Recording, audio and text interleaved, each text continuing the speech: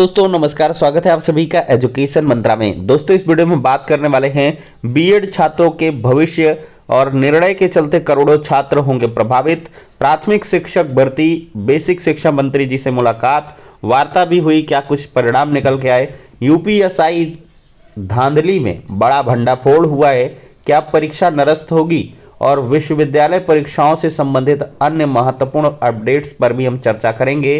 दोस्तों डिटेल्ड तरीके से हर एक चीज को डिस्कस करेंगे, लेकिन इसके पहले जो छात्र सुपर टेट 2022 की तैयारी कर रहे हैं उनके लिए एक छोटी सी इंफॉर्मेशन। आज हम बात करने वाले हैं सुपर टेट 2022 की बेस्ट बुक के बारे में, जो चच्चू पब्लिकेशन की है। अगर इस पुस्तक की खास बात करें तो 5000 से अधिक इसमें बहुविकल्पीय प्रश्न आपको उपलब्ध करवाए गए हैं। ये पुस्तक आपको ऑनलाइन और ऑफलाइन दोनों मोड में अवेलेबल है। ऑनलाइन के लिए लिंक डिस्क्रिप्शन बॉक्स में और ऑफलाइन के लिए किसी भी नजदीकी बुक स्टॉल पर कॉन्टैक्ट कर सकते हैं। इस पुस्तक की अगर हम खास बात करें तो हर एक टॉपिक के लिए प्रॉपर जो थियरी है उपलब्ध करवाई गई है, और इसके बाद बहुत सारे प्रश्नों को प्रैक्टिस के लिए उपलब्ध करवाया गया है। इतना ही नहीं, ये पुस्तक के साथ ही साथ आपको एक प्रैक्टिस वर्कबुक भी चच्चू पब्लिकेशन की तरफ से दी गई है, जिसके आधार पर आप अपनी प्रिपरेशन को और ज्यादा बूस्ट कर सकते हैं, जिसमें 3000 से अधिक बहुविकल्पीय प्रश्न, 20 प्रैक्टिस सेट और 2 सॉल्व पेपर भी उपलब्ध करवाए गए हैं। तो देर किस बात की, चच्चू पब्लिकेशन की बेस्ट बुक के साथ अपनी प्रिपरेशन को बूस्ट करें। दोस्तों आपने देखा होगा कि पूरे उत्तर प्रदेश से लेकर के नई दिल्ली तक ये मामला बीएड बनाम बीटीसी का चल रहा है। बीएड छात्रों का अब भविष्य देखा जाए तो एनसीटीई तय करेगी। एनसीटीई कुछ इस प्रकार से तय करेगी, चूंकि राजस्थान हाईकोर्ट ने एनसीटीई की गाइडलाइंस को निरस्त कर दिया है। अब जब एनसीटीई की गाइडलाइंस को वैधकारी नहीं माना गया, तो अगर बीएड छात्रों को एनसीटीई को सम्मिलित करना है तो कुछ ऐसे रूल्स रेगुलेशंस के तहत बीएड को अंदर लाए जो कि कोर्ट के अंदर चैलेंजेबल ना रहे। तो इसी को लेकर सभी की निगाहें हैं एनसीटीई की नई गाइडलाइंस पर। अब दोस्तों ये नई गाइडलाइंस ऐसी भी हो सकती हैं कि बीएड छात्रों को बाहर कर दिया जाए, या बीएड छात्रों को ऐसी व्यवस्था के तहत लाया जाए कि जिससे कि ये बाद में एक विवाद का विषय ना बने। तो आज के समाचार पत्रों में ये खबर प्रमुखता से प्रकाशित की गई है। एनसीटीई की अधिसूचना ही तय करेगी टीटी की अर्हता। देखा जाए तो परिषदीय प्राथमिक स्कूलों में बीएड डिग्री धारकों को बाहर करने के मसले में सबकी निगाहें अब राष्ट्रीय अध्यापक शिक्षा परिषद यानी कि एनसीटीई पर टिकी हुई हैं। प्रतीक मिश्रा व 4 अन्य की ओर से दायर याचिका में इलाहाबाद हाईकोर्ट ने मंगलवार को स्थगन आदेश बढ़ाते हुए एनसीटीई को 14 जुलाई तक जवाब दाखिल करने को कहा है। राज्य सरकार का कहना है कि एनसीटीई की ओर से निर्धारित योग्यता और निर्देशानुसार टीटी का आयोजन कराया जाता है। एनसीटीई की ओर से 28 जून 2018 को जारी अधिसूचना के अनुसार टीटी 21 के लिए 15 मार्च 21 को जारी शासनादेश में बीएड प्रशिक्षण पाठ्यक्रम को प्राथमिक स्तर की परीक्षा के लिए अर्ह माना गया है। 23 जनवरी को आयोजित टीटी का परिणाम 8 अप्रैल को घोषित किया जा चुका है।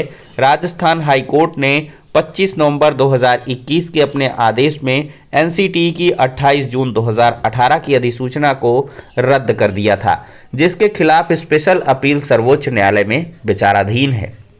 राजस्थान हाईकोर्ट के 25 नवंबर 21 के आदेश के अनुपालन में एनसीटीई ने अब तक कोई संशोधित अधिसूचना आदेश जारी नहीं किया है।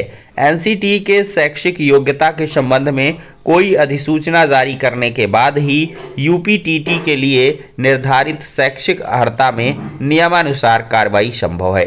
तो दोस्तों अब एनसीटीई को ही तय करना होगा कि संशोधित बुलेटिन में या आदेश में वो किस प्रकार से प्राथमिक शिक्षक भर्ती के लिए शैक्षिक योग्यता को तय करते हैं। तो ऐसे में बीएड छात्रों को और डीएलएड छात्रों को यहां से चौकन्ना रहने की आवश्यकता है, क्योंकि एक आदेश के चलते बहुत सारे छात्र यहां पर प्रभावित होने वाले हैं।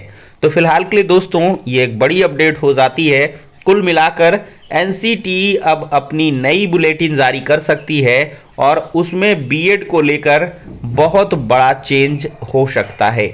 यहाँ पर हाई कोर्ट सुप्रीम कोर्ट के आदेश को देखते हुए यहाँ पर क्या कुछ चेंजेस होंगे या नहीं होंगे, ये सब अब भविष्य के गर्त में छिपा हुआ है।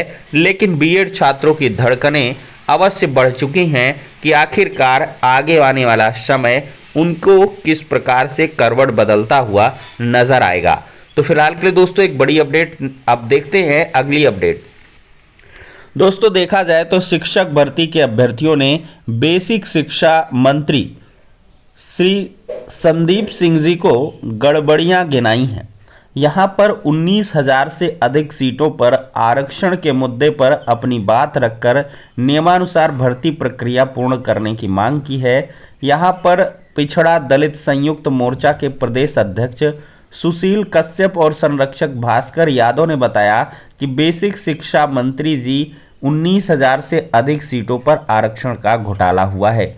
ओबीसी वर्ग को 27% की जगह 3.89% और एससी वर्ग को 21% की जगह 16.2% का आरक्षण मिला है। अभ्यर्थियों ने आरोप लगाया कि भर्ती में बेसिक शिक्षा नियमावली 1981 और आरक्षण नियमावली 1994 का घोर उल्लंघन हुआ है।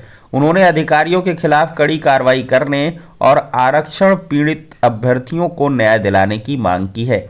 अभ्यर्थियों ने बताया कि इसके बाद बेसिक शिक्षा मंत्री संदीप सिंह ने बेसिक शिक्षा के सचिव प्रताप सिंह बघेल को बुलाया और आरक्षण घोटाले पर बात की।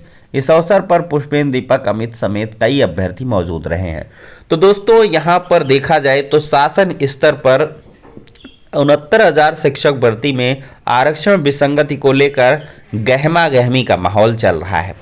अब आगे आने वाली सुनवाइयों में एजी साहब भी प्रेजेंट रहेंगे और अवश्य ही यहां पर 69,000 आरक्षण विसंगति का जो मामला है वो हल होना है।